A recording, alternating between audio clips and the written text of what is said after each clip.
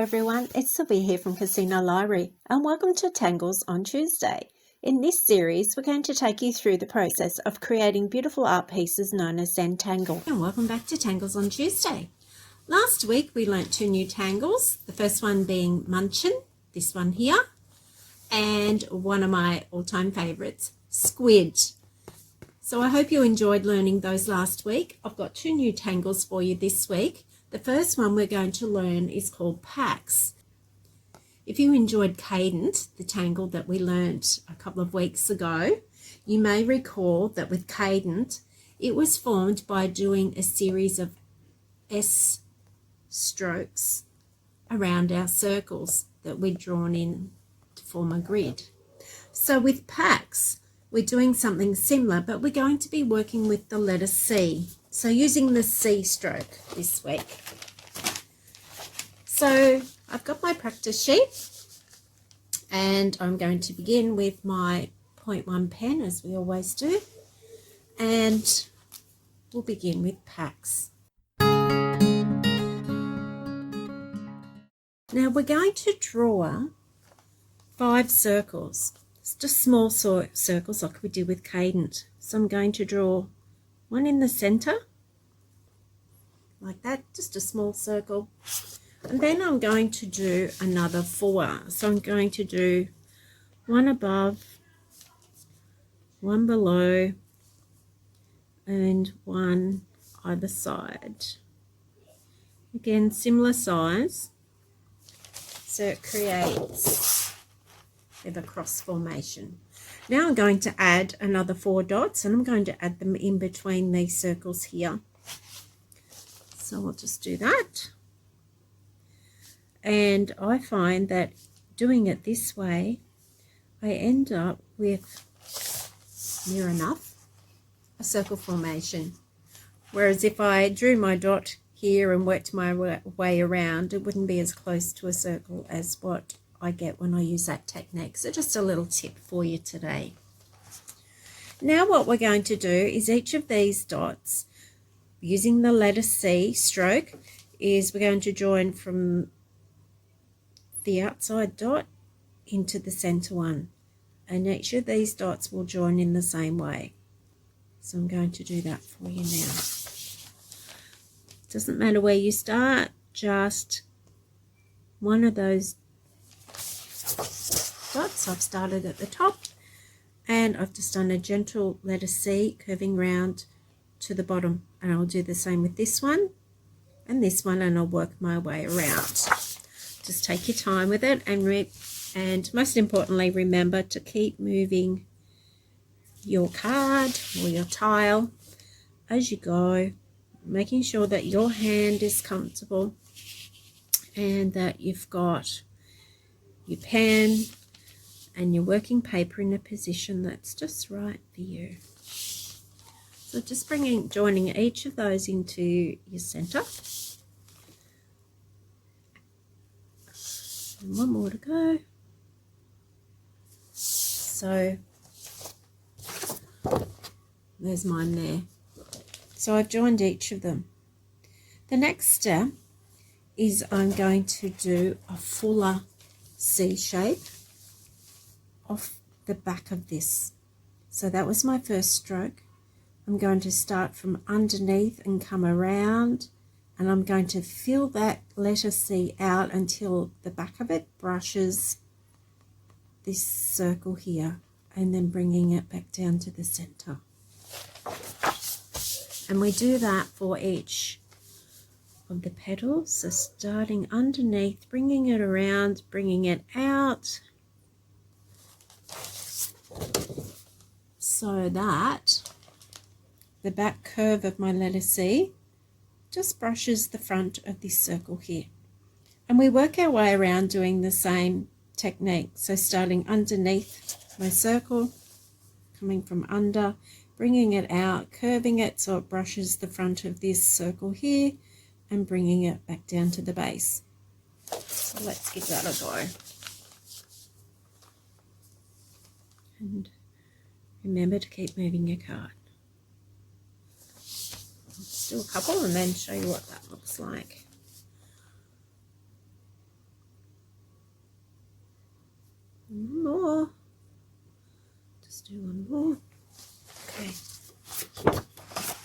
So you can see how that's starting to take form.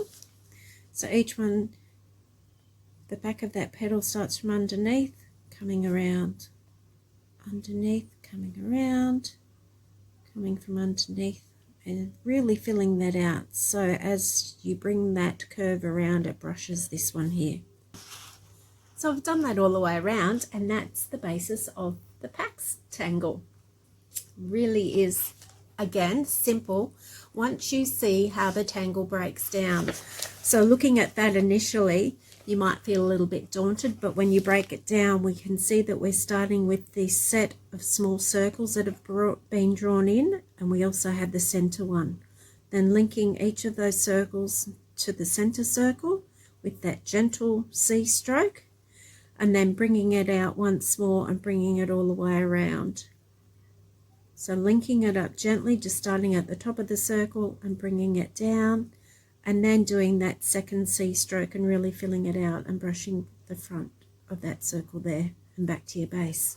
So that's just one of the ways that you can do that. There's a couple of different variations. You don't have to have these full curves here so that they're touching the circles. You can leave that quite open.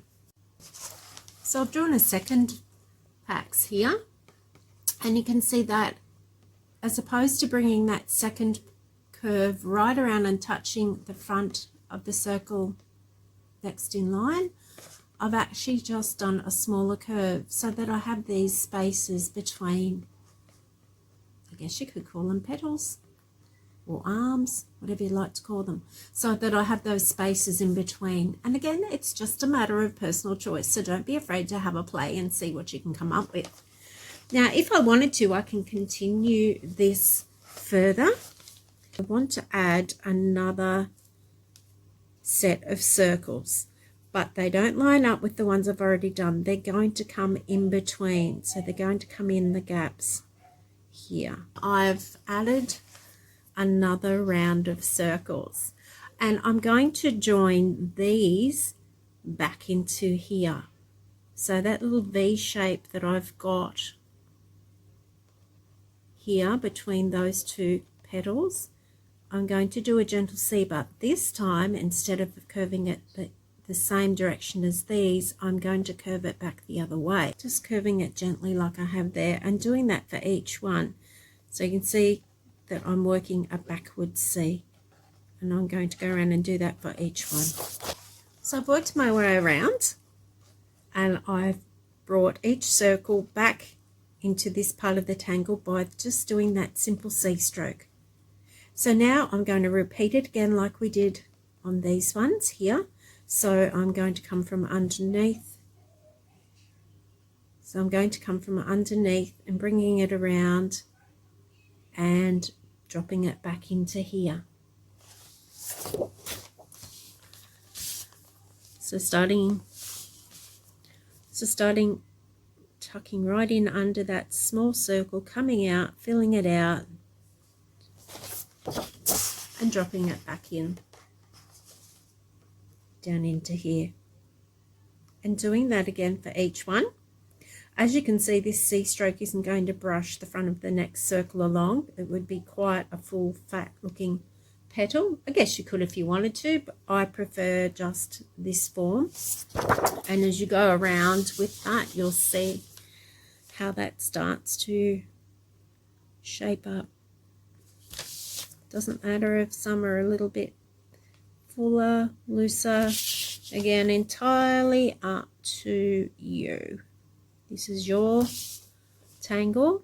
This is your piece of artwork. I'm just going all the way around doing that. Working out where I'll do this one so I don't come. Alright. So there we are. We've gone around and done that with our tangle. You can see here I've started to draw it, but I didn't cross over this petal here of this tangle. I actually stopped and continued through on the other side. So that's looking quite good. And again, you could keep going with that. So adding another lot of circles in and joining those up. So I've added in I've added in another set of circles. Now I can leave that tangled just like that if I wish to, just with these circles out here as a little highlight, and they are lining up more or less with the circles in that second row here. If I want to, I can curve them back in, and I'll do that just to show you, and it will be a matter of reversing. So this was a backwards C, and this time we're going to bring it into here like that and link it up to this circle here. So my gentle C just off the top of the circle and coming in under, and then coming from underneath and working that right down and tucking it in there.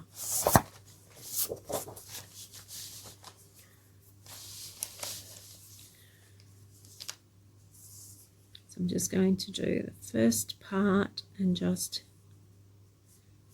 do a couple of those to show you how it's going to look. So each set, as I come further and further out, each set is done in the opposite direction. So this was going around this way with our C stroke, then reversing it again, coming back to the same direction as we did our first one and continuing on. So now I'll come from underneath and I'll bring that out and I'll link it into here. Again, just taking your time. You can bring it out as little or as much as you like. It's truly up to you, with no right or wrong, as we know. So that's starting that next set. And you can keep going as much or as little as you like, depending on the space that you have. If you wanted to, you could simply do this first step, and that's the variation of it. So where my petals aren't touching as opposed to where they do touch, you could just simply do that part of it and you wouldn't have to do any more. So that one is called Pax.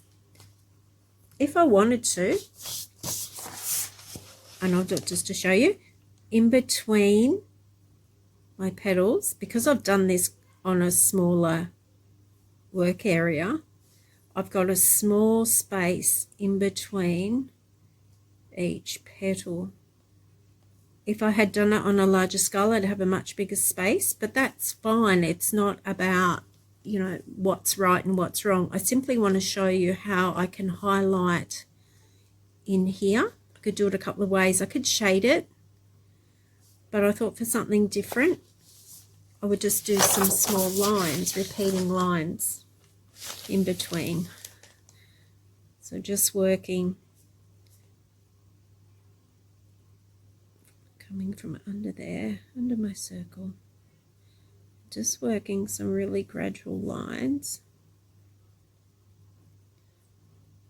just to show you another way and just how easily you can dress up your tangles. You can take them to the next level. And so that's what that would look like. I could continue doing that all the way around. It just gives a really nice little extra something. And I might just shade the actual center. It's only a small space, so I'll stick with my 0.1. Just giving that a bit of depth. And yeah, I could do that with all the circles. Again, there are so many options and so many ways you could take this tangle in numerous directions. So that's something for you to have a think about and have a play with. So that one is called Pax.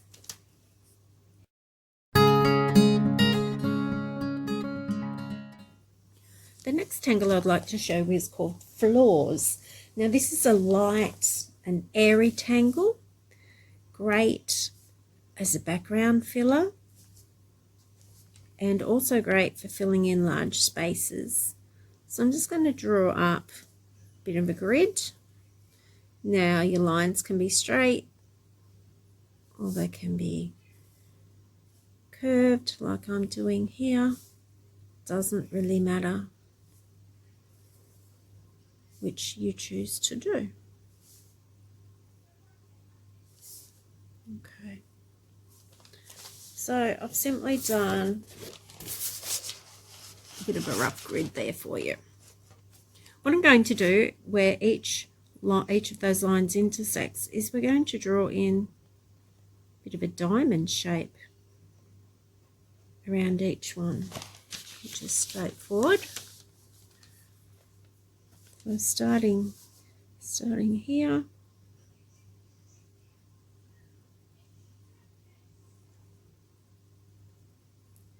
And we're just going to come in.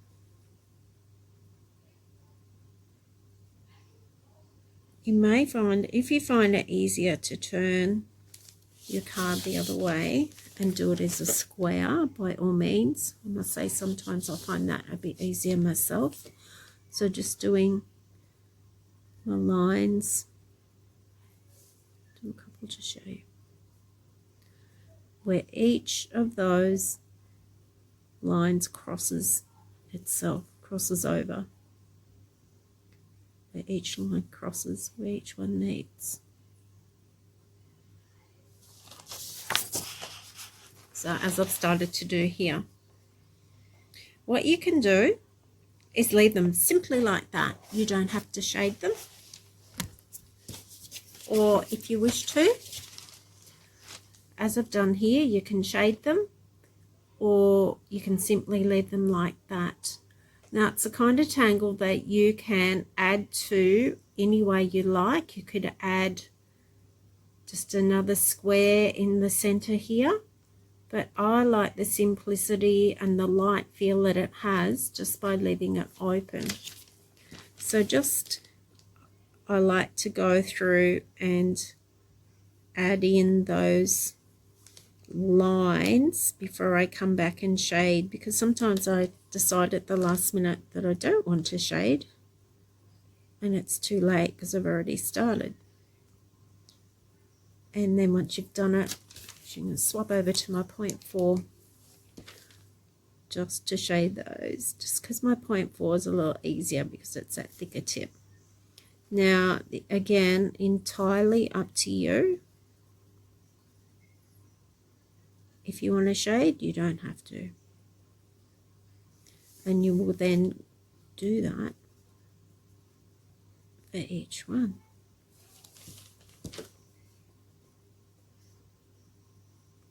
Sorry, I know I said diamond shape, but I've actually gone to what's a bit more of a square or rectangle. Depends on the angle that I look at it from.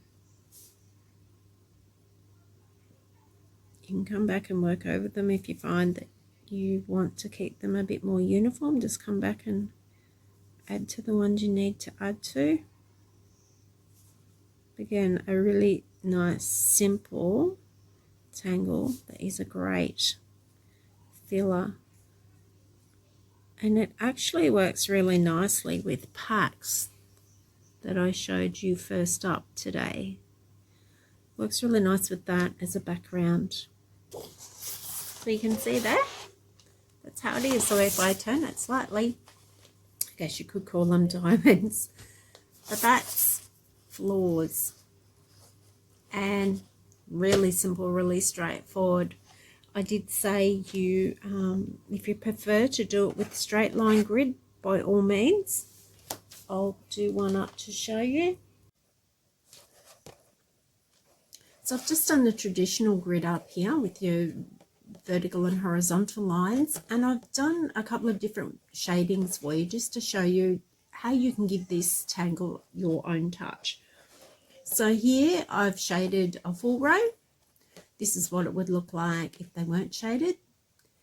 This is just showing you a couple of alternatives. So you could shade every second one if you wanted to for a different look. Here I've just shaded the top part, and here just shading opposite triangles that make up our square. Here I've done two opposite triangles and then done the other two opposite and alternated just a random, it just happened. So that kind of gives the feeling of movement, as if those squares are actually twisting on the paper. So I hope that gives you some inspiration. just coming back to the original one I did with my curved grid. Don't be afraid to play to mix it up. So where some of my lines are closer than others, I've just added in some smaller squares where those lines intersect, where they meet. So you can mix it up. These ones here are more straight line, more traditional. I've just thrown in a couple here where I've elongated them a little extra just to show you some options for playing with that. And again, you could shade random ones. You could shade every second one as I have in this, shade every second one as I have in this row here.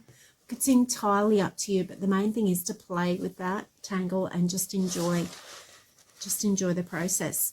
The main thing I find when I'm trying to get these squares or diamonds is just remembering that the four corners, actually each corner will touch a line on the grid. So that's probably one of the hints I could give you today that's most useful, is just using your grid lines that you've already drawn in, and when you're adding these squares in or diamonds, remembering that the four corners, each corner will touch one of the grid lines, and that just may help you with that forming up nicely. All right, so there we have it. We've learned Pax and Florz. This is the challenge tile that I left with you last week. This is the string that I drew for you, and I suggested that in this area here you might like to draw your squid tangle, and then I left it up to you to decide what you wanted to do with the remaining area. So I'd love to see what you came up with, so please share your creations in the comments below. Here's what I came up with. Now I must say I did feel challenged with this one. I wasn't quite sure where I was going.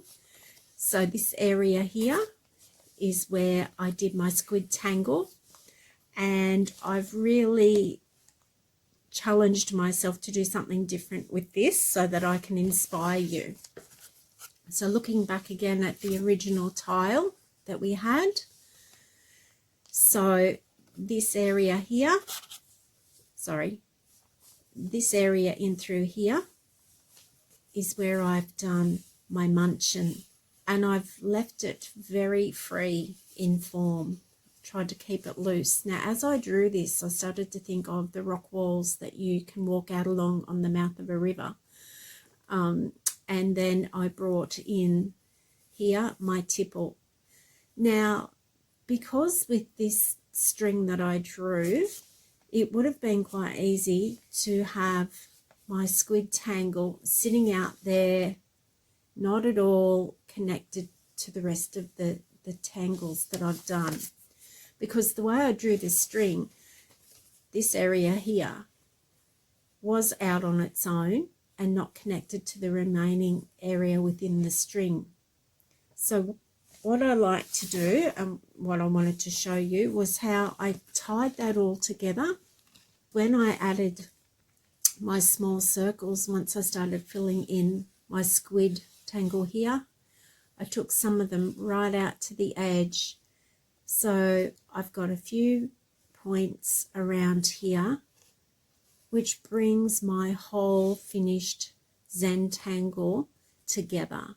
So nothing's out there on its own. It's not sitting up there airy-fairy as if it's its own little entity. It's all connected by doing this simple extension of this little circles that we use to fill in through the tentacles here, or through those leaves, whatever you'd like to call them. And that's how easy it is to keep that continuity. So that's what I came up with. I hope that I have inspired you again this week. I know I've had lots of fun, and it challenges me every week to come up with something for you that is of interest. So this is your challenge tile for this week.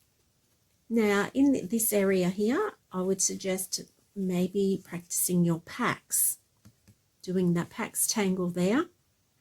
You might have a play with Florz in this area here. So I've already given you plenty of clues, made it really easy for you, but definitely use this area here and practice that beautiful Pax tangle that we learnt today.